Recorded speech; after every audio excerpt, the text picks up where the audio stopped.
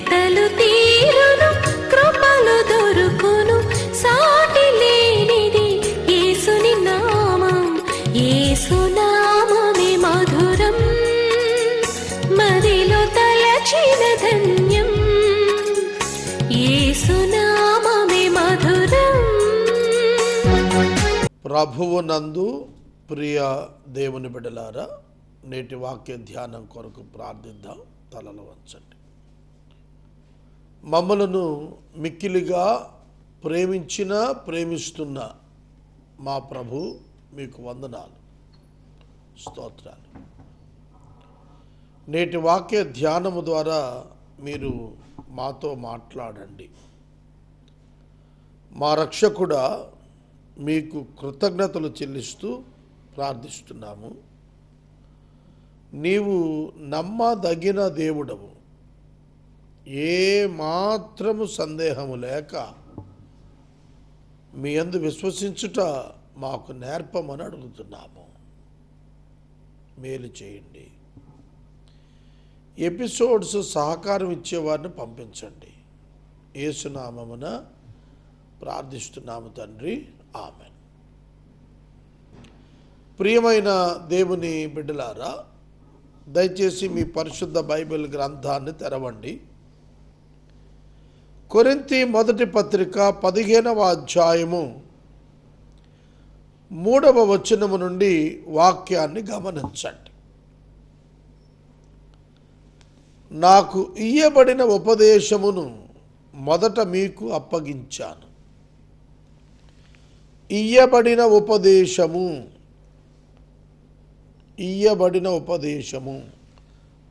For I delivered to you as of first importance what I also received.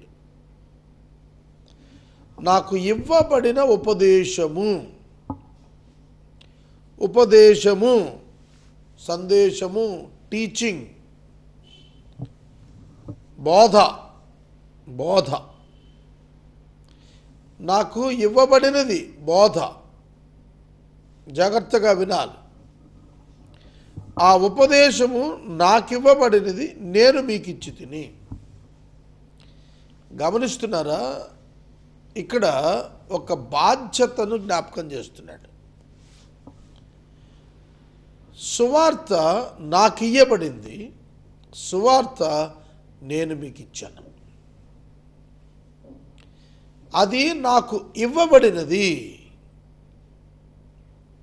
అన్న పదంలోనే responsibility కనిపిస్తాం. నాకు ఇవ్వబడినది అనే పదములోనే ఇచ్చిన మరొక వ్యక్తి కనబడుతున్నాడు, ఇచ్చిన దేవుడు కనబడుతున్నాడు. సువార్త ఎందుకు ఇయ్యబడినది? సందేశము, ఉపదేశము ఎందుకు ఇయ్యబడినది? ఇతరులకు బాధ్యత కలిగిన వారికి అప్పగించి దానిని మరొకరికి అందించటం. 2వ తిమోతి పత్రిక 2వ అధ్యాయం 2వ వచనం. సామర్థ్యము, నమ్మకము గలటువంటి మనుషులకు నా వలన వినిన సంగతులు మీరు అప్పగించండి అన్నాడు పౌలు. నా వలన వినిన సంగతులు అదే సందేశం. కాబట్టి పౌలునకు ఒక సందేశము ఇయ్యబడినది దేవుని చేత మరియు ఆయన యొక్క బిడ్డల చేత. 3 సంవత్సరాలు పైగా అరేబియాలో రక్షించబడిన వెంటనే పౌలు గడిపాడు. ఆ తరువాత కేఫా అను పేతురు గారిని కలుసుకున్నాడు, ఇతర శిష్యులను కలుసుకున్నాడు. వారితో కలిసి పనిచేయటానికి వారికి కుడి చేతినిచ్చాడు. ఈ పౌలు గారు చెబుతున్న మాట ఏమిటంటే, ఉపదేశము నేను మరొకరికి ఇచ్చినట్లు నాకు అప్పగించబడినది. ఇక్కడ ఒక రిలే రన్నింగ్ రేస్ జ్ఞాపకం చేస్తున్నాడు. ఒక స్పోర్ట్స్ మెన్ ఒక ఆటగాడు పరిగెత్తుకుంటూ వచ్చి మరొక వ్యక్తికి తన రన్నింగ్ రేసును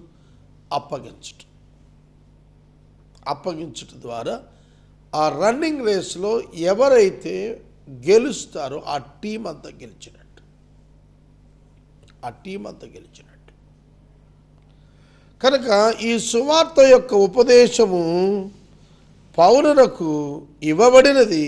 పౌలు కొరింథీ సంఘానికి అప్పగించాడు. ఆ ఉపదేశ క్రమం ఏమిటంటే, లేఖనాల ప్రకారం యేసుక్రీస్తు మన పాపముల నిమిత్తం మృతి పొందెను, సమాధి చేయబడెను, 3వ దినమున లేపబడెను. ఈ సీక్వెన్స్ చూడండి. 1 మృతి పొందెను, 2 సమాధి చేయబడెను, 3 మృతులలో నుండి లేపబడెను. ఇక్కడ యేసుక్రీస్తు ప్రభువు లేఖనాల ప్రకారం మృతి, లేఖనాల ప్రకారం సమాధి, లేఖనాల ప్రకారం పునరుద్ధానం. It's all predestined. ఇదంతా ముందుగా నిర్ణయించబడినట్లు లేఖనముల ప్రకారం అనే పదం తెలియచేస్తాను. యేసుక్రీస్తు ప్రభువు యొక్క life, birth, life, death and resurrection and ascension, ఇవన్నీ కూడా ప్రీడిస్టైన్డ్, ముందుగా నిర్ణయించబడ్డాయి. అవే జరిగాయి. అదే చెబుతున్నాడు. క్రీస్తు ప్రభువు నిమిత్తము లేఖనము ముందుగా ప్రవచనం ఇచ్చినది. The birth of Christ was prophesied. The life of Christ was prophesied. The death of Christ was prophesied. And the resurrection of the Christ was prophesied. ఆయన జన్మ, జీవితము, మరణము, పునరుత్థానము, 2వ రాకడ అన్నీ కూడా ముందస్తుగానే ప్రకటించబడ్డాయి. బైబిల్లో మనం చూస్తున్నప్పుడు దేవుడు దీనిని చేశాడు అనేది అర్థమవుతుంది. లేఖనాల ప్రకారం 3వ దినాన ఆయన తిరిగి లేచాడు. ఆయన లేపబడ్డాడు. యేసుక్రీస్తు ప్రభువు పునరుద్ధానము దినమున ఆయన లేచి ఉన్నాడు, లేపబడి ఉన్నాడు. వీటి యందు ఒక అద్భుతమైన సందేశం ఉన్నది. తండ్రి అయిన దేవుడు మానవ పాప పరిహారము నిమిత్తం ఆయనను మరణమునకు అప్పగించుటకు ప్రణాళిక చేశాడు. అదే లేఖనం. ప్రతి లేఖనము దేవుని యొక్క హృదయము నుండి పుడుతుంది అన్నాడు. కనుక ఈ లేఖన ఆధారము దేవుని యొక్క హృదయము. ఆ దేవుని యొక్క హృదయములో యేసుక్రీస్తు ప్రభు మృతి పొందాలి, తిరిగి లేగాలి. అదే సందేశం పౌలు గారు అందుకున్నాడు. ఇవాళ మనందరి నిరీక్షణకు ఆధారం ఏమిటండి?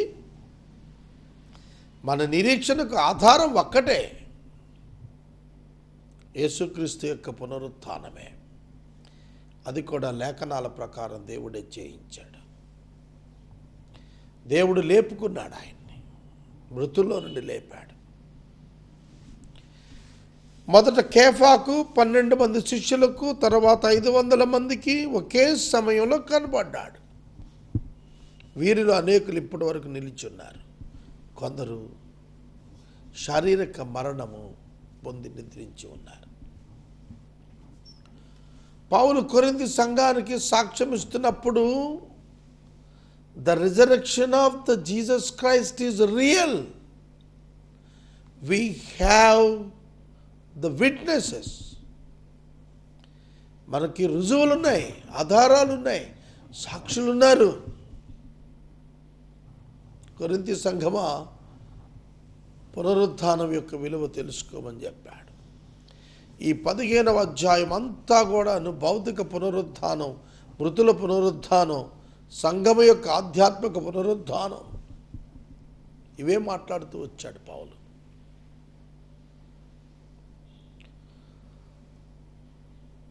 ఏడవ వచనం,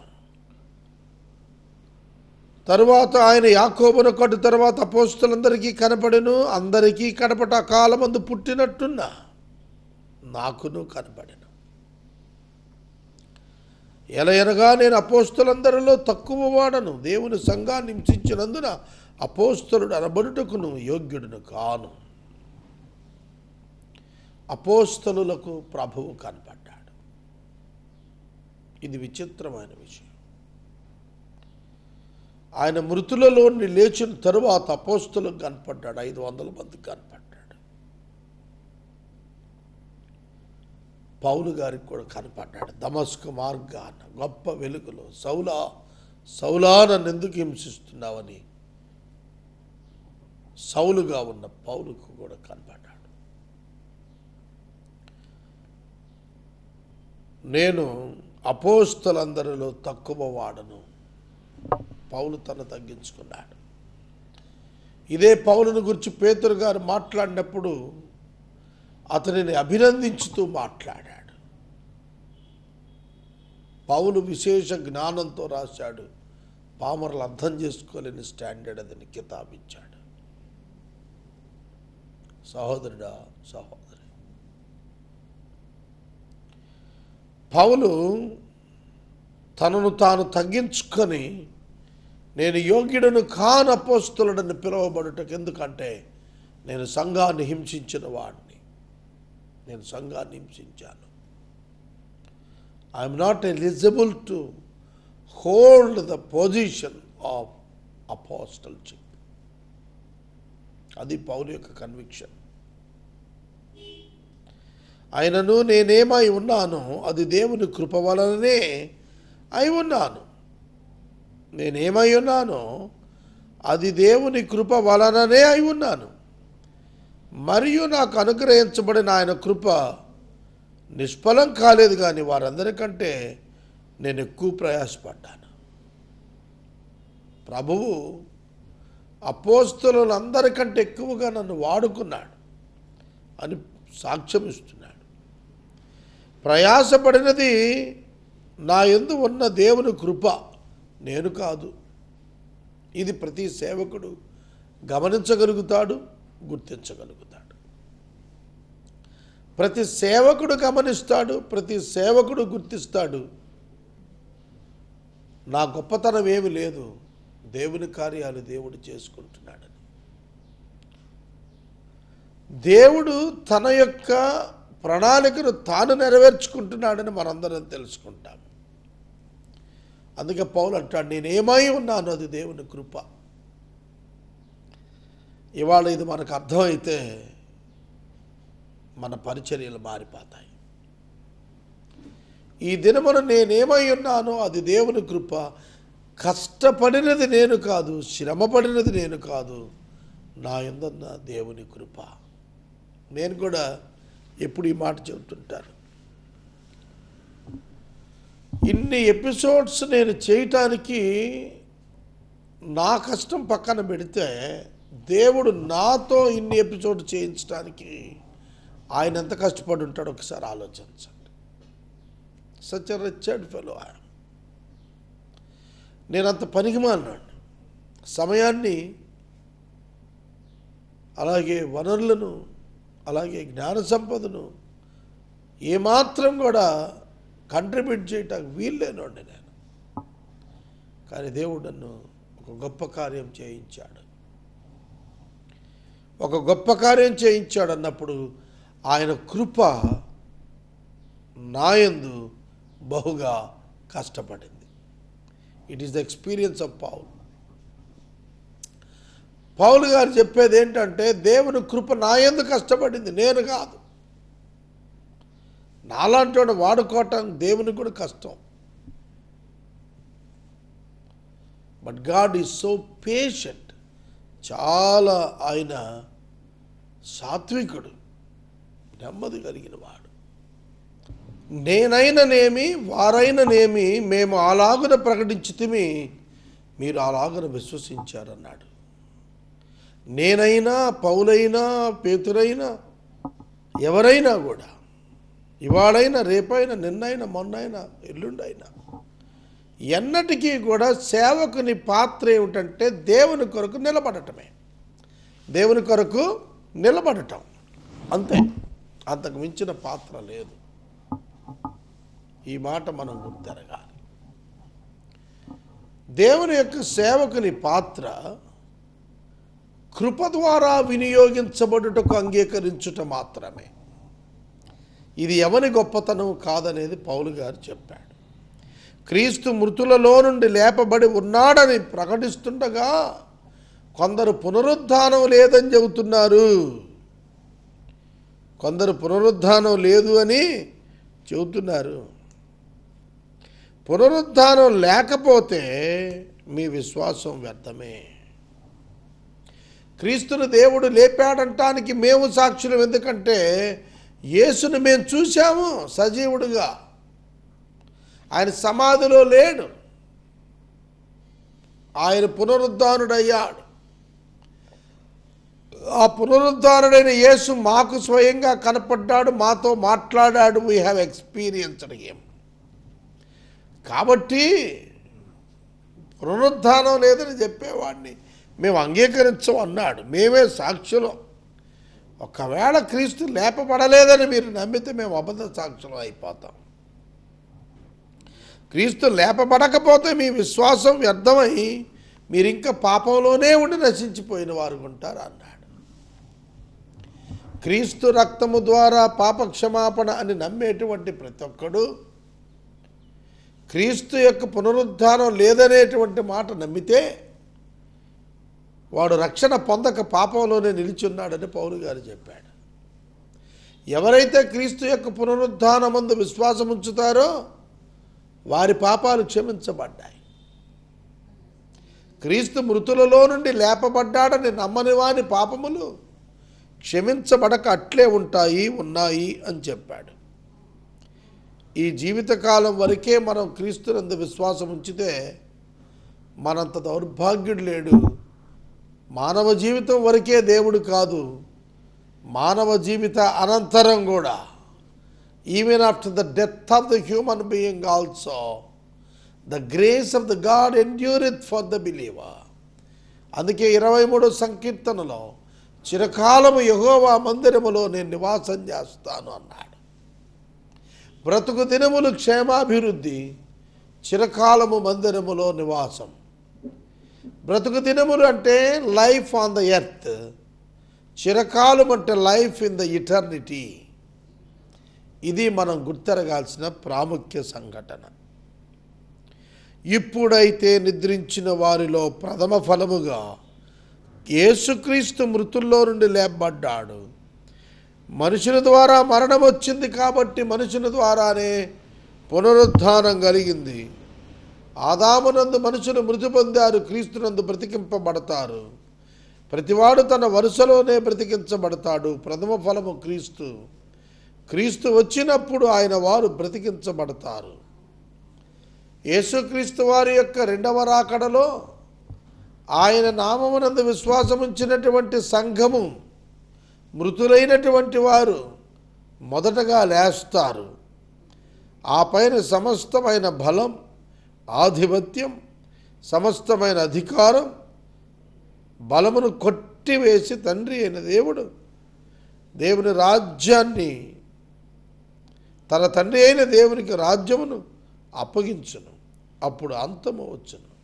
ఎందుకనగా తన శత్రువులను అందరినీ తన పాదముల కింద ఉంచు వరకు ఆయన రాజ్యపాలన చేయుచుండాలి.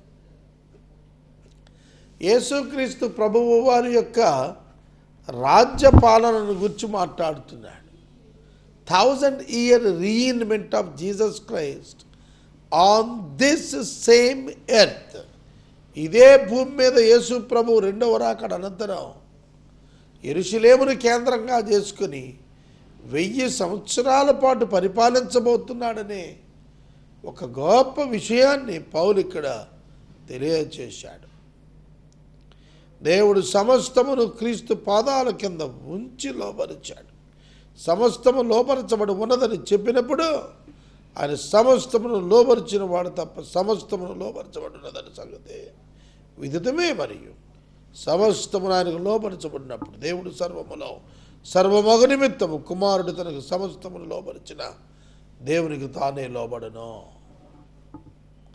దేవుడు తన ప్రణాళికను కంప్లీట్ చేసి యేసుక్రీస్తు ప్రభువును మహిమపరిచి ఆయనకు సమస్తమును అప్పగించినప్పుడు దేవుని కుమారుడని యేసుక్రీస్తు దేవునికి తనంతట తానుగా లోబడుతూ ఉన్నాడని తెలియజేస్తున్నాడు.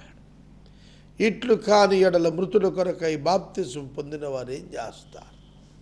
పునరుద్ధానము క్రీస్తుకు కలిగి ఉండకపోతే ఇప్పటికే మృతుల కొరకు బాప్తిస్మం తీసుకుంటున్న వారు ఏమని జవాబు చెబుతారు? మృతులే మాత్రం లేపబడని ఎడల మృతుల కొరకు వారు బాప్తిస్మం పొందనేలా, మరియు మేము గడియ గడియకు ప్రాణభయముతో ఉండనేలా.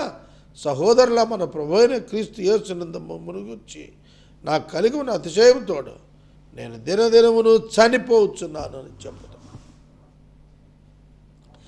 Experiencing the death in life every day, it is nothing but the real Christianity. సజీవ యాగం మన నిమిత్తము చనిపోయి దేవుని కొరకు బ్రతకటం, మన ఇచ్ఛను నెరవేర్చుకొనుక దేవుని చిత్తం కొరకు జీవించటం ఉన్నదే. అదే ఈ పదవి యొక్క అర్థం, దినదినము చనిపోతున్నానని. మనుష్య రీతిగా నేను ఎఫెసులో మృగాలతో పోరాడిన ఎడల నాకు లాభమేమిటి? మృతులు లేపబడని ఎడల రేపు చనిపోదము గనుక తిందము త్రాగుదము. మోసపోకండి, దుష్ట సాంగత్యము మంచి నడవడిని చెరిపేస్తుంది. కొరింథీ సంఘస్థులారా, మీ ఆధ్యాత్మిక జీవితాల్లో జాగ్రత్త వహించకపోతే, పర్వర్ట్ అయితే మీరు నష్టపోతారు. మోసపోకండి. చెడు సాంగత్యం మీ మంచి నడవడిని చెరిపేస్తుంది. నీతి ప్రవర్తన గలవారే మేల్కోండి, పాపము చేయకండి. దేవుని గురించిన జ్ఞానం కొందరికి లేదు, మీకు సిగ్గు కలుగుటకై ఇట్లు చెప్పుచున్నాను. మీకు సిగ్గు కలగాలని చెబుతున్నాను అన్నాడు పౌలు. కొరింథీయులకు రాస్తున్నాడు, నీతి ప్రవర్తన కలిగి మేల్కోండి, పాపం మానేసేయండి. దేవుని జ్ఞానం మీలో కొందరికి లేదు, మీకు సిగ్గు కలగాలని నేను మాట్లాడుతున్నాను. మృతుల కొరకు వారు బాప్తిస్మం తీసుకున్నప్పుడు పునరుద్ధానం లేకపోతే వారి బాప్తిస్మం వ్యర్థం కాదా? నా వరకైతే క్రీస్తునందు మిమ్మల్ని గురించి నాకు కలిగిన అతిశయంతోడు సాక్ష్యమిస్తున్నాను, దినదినము చనిపోతున్నాను. Dying every day for Christ. Kristu కొరకు నేను అనుదినము ప్రతిదినము నేను చనిపోతున్నాను. ఆ అనుభవాన్ని నేను ఎంజాయ్ చేస్తున్నాను అన్నాడు. ఒకడంటాడు, మృతులలో ఎట్లా లేపబడతారు? ఎలాంటి శరీరంతో వస్తారు? మృతులు ఎట్లా లేపబడతారు? ఎలాంటి శరీరంతో వస్తారు? How can I believe this? దీన్ని ఎట్లా నమ్మాలి? చక్కటి ఎగ్జాంపుల్స్ ఇస్తున్నాడు పౌలు గారు. ఏమంటున్నాడు? నీవు విత్తిన దాన్ని చూడగా, అది గోధుమ గింజ అయినా సరే, ఏ గింజ అయినా సరే, ఒట్టి గింజ విత్తుతున్నావు కానీ పుట్టబోవు శరీరాన్ని దేవుడు ఇస్తున్నాడు కదా. ఒక గోధుమ గింజ మనం భూమిలో వేసినప్పుడు దానికి ఒక శరీరాన్ని ఇచ్చే దేవుడున్నాడు. ఆ గోధుమ గింజ భూమిలో పడి చచ్చిపోతుంది, కుళ్ళిపోతుంది. కుళ్ళిపోయిన తర్వాత అందులో నుండి జీవము మొలకెత్తి మొక్కగా వెలుపట్టుకొస్తుంది. పునరుత్థానము కూడా అంతే. క్షయమైన ఈ దేహం, బలహీనమైన ఈ దేహం క్షయమైనదిగా విత్తబడి అక్షయమైనదిగా లేపబడుతుంది. గోధుమ గింజ చచ్చి ఫలించినట్లుగా మనం విత్తినది గింజనే, ఆయన ఇచ్చినది శరీరాన్ని. అది ఆయనకే సాధ్యం. తరువాత దేవుడు తన చిత్త ప్రకారము నీవు విత్తిన దానికి శరీరం ఇస్తాడు. ప్రతి విత్తనము దాని శరీరం ఇస్తున్నాడు. మాంసం ఒకటైంది కాదు. మనుష్య మాంసం వేరు, మృగ మాంసం వేరు, పక్షి మాంసం వేరు, చేప మాంసం వేరు, మరియు ఆకాశ వస్తువుల రూపాలు భూవస్తువులు వేరు, ఆకాశ వస్తువుల మహిమ వేరు, భూవస్తు రూపముల మహిమ వేరు. సూర్యుని మహిమ వేరు, చంద్రుని మహిమ వేరు, నక్షత్రముల మహిమ వేరు. మహిమను బట్టి నక్షత్రమునకు మరి ఒక నక్షత్రమునకు భేదము కలదు కదా. మృతుల పునరుద్ధానం కూడా అలాగే ఉంటుంది. మృతులందరూ నక్షత్రాలు లాంటి వారే, కానీ ఒక్కొక్క నక్షత్రం యొక్క వ్యక్తిగత వెలుగు వ్యత్యాసంగా ఉంటుంది అని చెప్పాడు. మృతుల పునరుద్ధానం ఎట్లా? శరీరం క్షయమైనదిగా విత్తబడి అక్షయమైనదిగా లేపబడుద్ది, ఘనహీనమైనదిగా విత్తబడి మహిమగలదిగా లేపబడుతుంది, బలహీనమైనదిగా విత్తబడి బలమైనదిగా లేపబడుతుంది. లేపబడుతుంది, లేపబడుతుంది, లేపబడుతుంది, లేపబడుతుంది, లేపబడుతుంది, లేపబడుతుంది అన్నాడు. మానవులమైన మన శరీరము బలహీనమైనదిగా క్షయమైనదిగా విత్తబడి బలమైనదిగా క్షయమైనదిగా క్రీస్తు రాకడలో లేస్తుందనే ఒక నిరీక్షణ మనకు దేవుడు అనుగ్రహించి ఉన్నాడు. కనుక ఈ వచనం దగ్గర నేను ఆప్ చేస్తున్నాను. సమయము మనకు పూర్తయినది. మృతుల పునరుద్ధానాన్ని గురించిన విశేషత 44వ వచనం నుండి రేపటి దినం మనం మాట్లాడుకుందాం. ప్రార్థన చేసుకుందాం. మమ్మలను మిక్కిలిగా ప్రేమిస్తున్న మా ప్రియ తండ్రి, మీకు వందనాలు, స్తోత్రాలు. వాక్యము విన్న బిడ్డలను దీవించండి నాయన. ఈ సమయంలో యవనస్తుల కొరకు మేము ప్రార్థిస్తున్నాము. మారు మనసు పొందుటకు అనేకులకు సహాయం చేయము, రక్షణ పొందుటకు సహాయం చేయము, మా తలంపులకు నీరు కట్టి ఫలింప చేయము. రక్షకుడైన యేసు నామమున వేడుచున్నాం తండ్రి, ఆమేన్. తండ్రి అయిన దేవుని ప్రేమ, కుమారుడైన యేసయ్య కృప, పరిశుద్ధాత్మ దేవుని యొక్క అన్యోన్య సహవాసం సదాకాలం మనందరికీ తోడైనను గాక. ఆమేన్.